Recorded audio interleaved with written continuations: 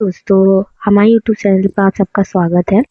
जैसा कि हमने अगली वीडियो में आपको बताया था, इससे पहले वाली वीडियो में आरोही क्रम का ज्ञान, तो वो था हमारा छोटे से बड़े में संख्याओं को लिखना था।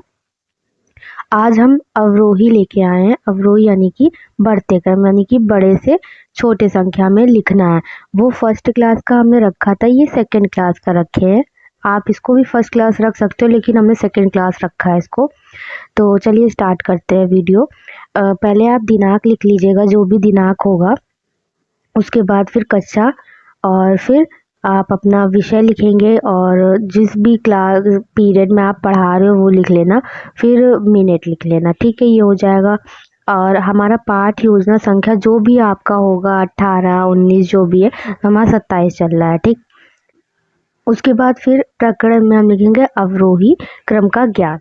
चलिए स्टार्ट करते हैं। तो पहला है हमारा सामान्य उद्देश्य। सामान्य उद्देश्य 3 पॉइंट हमने लिखा है कि विद्यार्थियों में गणित विषय के प्रति रुचि जागृत करना, ठीक है। फिर सेकंड पॉइंट है हमारा दैनिक विकास में गणित का व्यवहारिक उपयोग करना। मतलब कि जो हमारा दिनचर्या होता है उसमें क्या गणित का क्या हमारी उपयोगिता है, गणित की कैसे होता है, वो सब बच्चों को देना, विकास करना।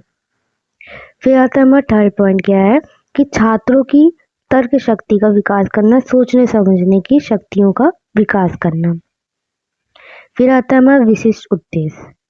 उद्देश्य क्या है हमारा कि बच्चों, आज हम आप सबको अवरोही क्रम के बारे में विशिष्ट जानकारी देंगे। सहायक सामग्री में आप फ्लैश कार्ड, चौक, श्यामपट्ट, चित्र, चार्ट वाला ले सकते हो। सब समझा सकते हो चार्ट पे बना के कि अवरोही क्या होता है, आरोही क्या होता है, उससे रिलेटेड भी आप समझा सकते हो।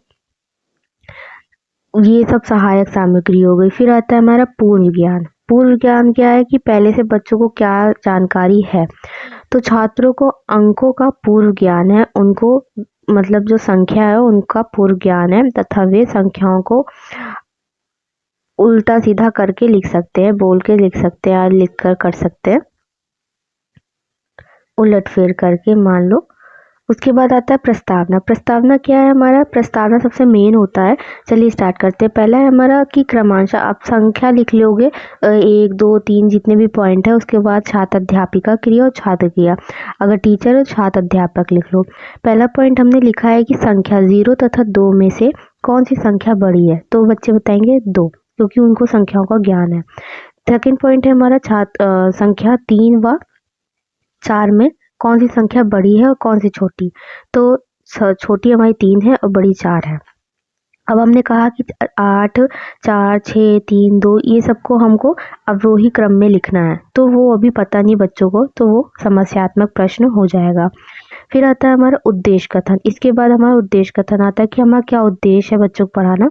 तो आज हम अवरोही क्रम के विषय के बारे में पढ़ाएंगे बच्चों को, क्या हमारा उद्देश्य है।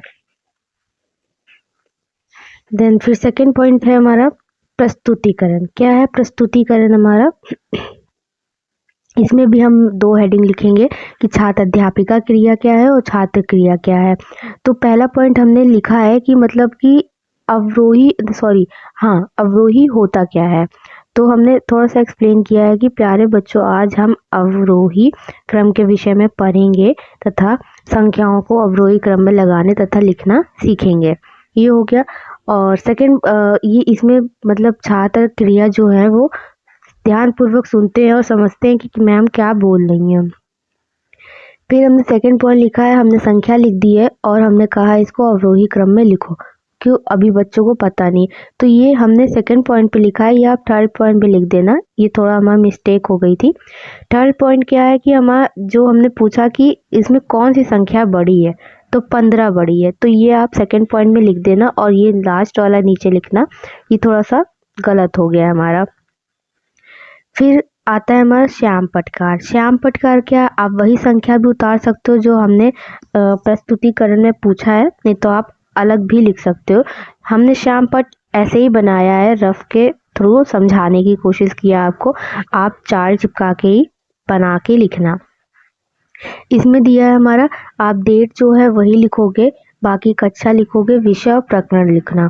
ठीक है, इसमें हमने एक क्वेश्चन दिया, आप 2-3 भी लिख सकते हो, जिस हिसाब से आपका चार्ट होगा श्याम पट का, उस हिसाब से लिख के एक्सप्लेन कर देना आंसर सहित। ठीक, उसके बाद हमने निरक्षर कार्य किया, जो हमने श्याम पट कार्य पे लिखा है, क्वेश्चन लिखा है फिर आंसर लिखा है, वही बच्चों को हमने कहा है कॉपी में उतारो। और निरक्षर कार्य का मतलब है कि छात्र अध्यापिका घूम घूम कर कक्षा में देखती हैं कि बच्चा कैसे लिख रहा है, कोई प्रॉब्लम तो नहीं है, वो देखेंगी।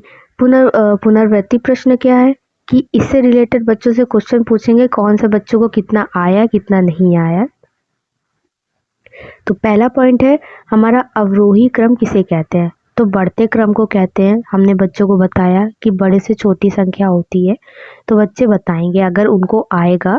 कुछ बच्चों को आएगा, कुछ को नहीं आएगा, इतने जल्दी नहीं समझ पाते हैं।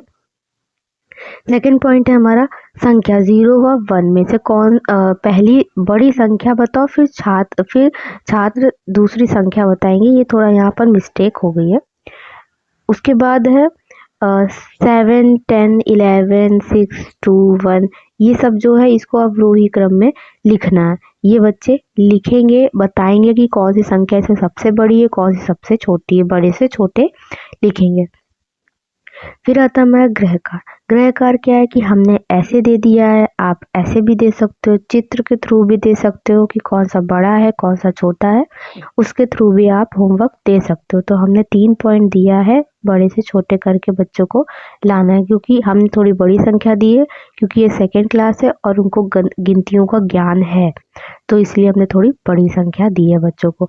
लास्ट में प्रधान अध्यापिका हस्ताक्षर लिख लेना, जो भी प्रिंसिपल होंगी उनका साइन होगा।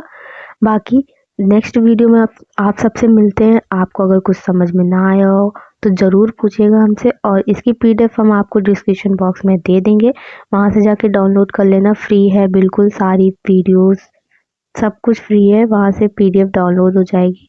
बाकी चलिए अगली वीडियो में मिलते हैं दोस्तों, बाय बाय।